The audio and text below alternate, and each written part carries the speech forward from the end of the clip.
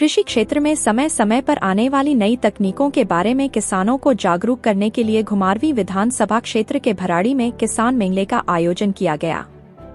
किसान मेले का शुभारंभ नगर नियोजन, आवास एवं व्यावसायिक एवं औद्योगिक प्रशिक्षण, तकनीकी शिक्षा मंत्री राजेश धर्माणी ने किया। किसान मेले में किसानों को कृषि के क्षेत्र में विकसित की गई आधुनिक तकनीकों व परंपरागत खेतीबाड़ी के बारे में जागरूक किया गया व प्रशिक्षण दिया गया। किसानों ने कृषि क्षेत्र में नई तकनीक के साथ खेतीबाड़ी करने के तरीके सीखे। किसानों, बागवानों को संबोधित करते हुए उन्होंने कहा, आधुनिक तकनीक व परंपरागत खेतीबाड़ी करने से किसान अपनी आय को बढ़ा सकते हैं। उन्होंने कहा कि किसानों को लाभान्वित करने के लिए अधिकारी फील्ड में जाकर उनकी समस्याओं का सुने और उनका समाधान करने के लिए हर संभव प्रयास करें। इसके साथ ही अधिकारियों को जागरूकता शिविर करने के निर्देश दिए। उन्होंने कहा कि हिमाचल प्रदेश में कृषि को प्रोत्साहन प्रदान करने के लिए प्रदेश सरकार द्वारा अनेकों योजनाएं कार्यान्वित की जा रही है। उन्होंने कहा कि सरकार की इन योजनाओं का लाभ किसानों तक पहुंचाने के लिए लगातार प्रयास करना चाहिए।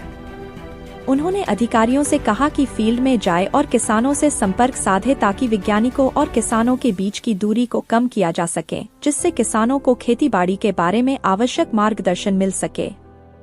उन्होंने कहा कि वर्तमान में इंटरनेट के माध्यम से भी कृषि के संबंध में अनेक महत्वपूर्ण जानकारियां मिलती है।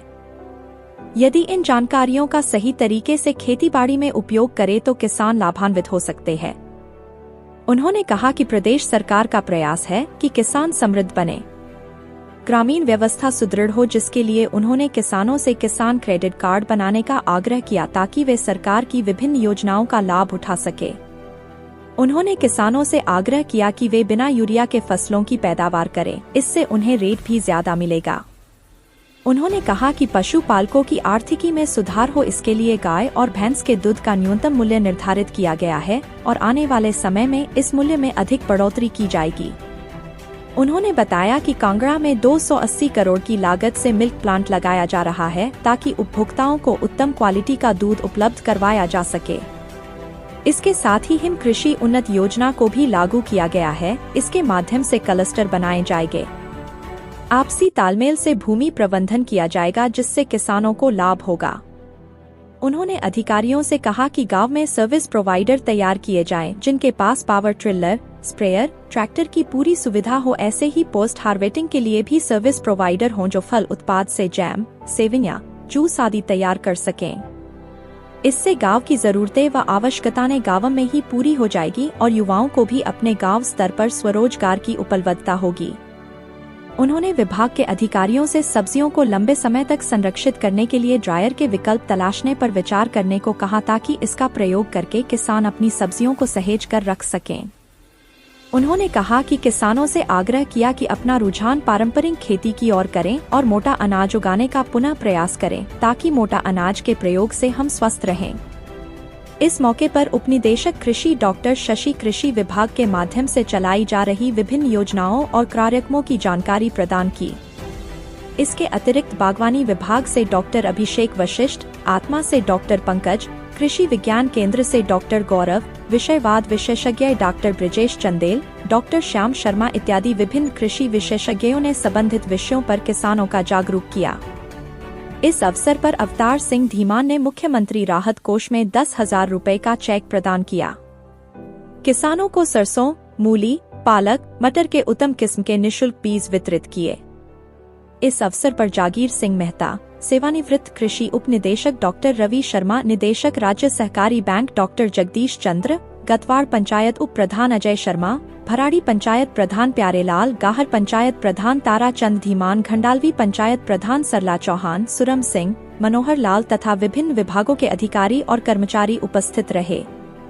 जिसका भी हमारी एक महिला साइंटिस्ट ने आपके सामने वर्णन किया, तो ऐसी गेहूं जो बिना खाद के, बिना दवाई के तैयार की होगी, उसका आपको रेट मिलेगा 30 रुपये प्रति किलो, मतलब 3,000 रुपये प्रति क्विंटल के हिसाब से सरकार जैविक गेहूं को आपसे खरीदेगी।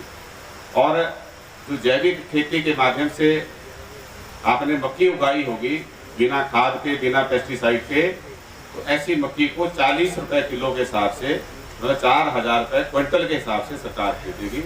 ऐसी योजना जो है हिमाचल सरकार ने बनाई है। दूसरा, किसानों के फायदे के लिए, हालांकि जहाँ बड़े शहर हैं वहाँ पे इसका फायदा नहीं है, लेकिन गाय का दूध है उसको खरीदने के लिए भी न्यूनतम समर्थन मूल्य जो है उसको घोषित किया है।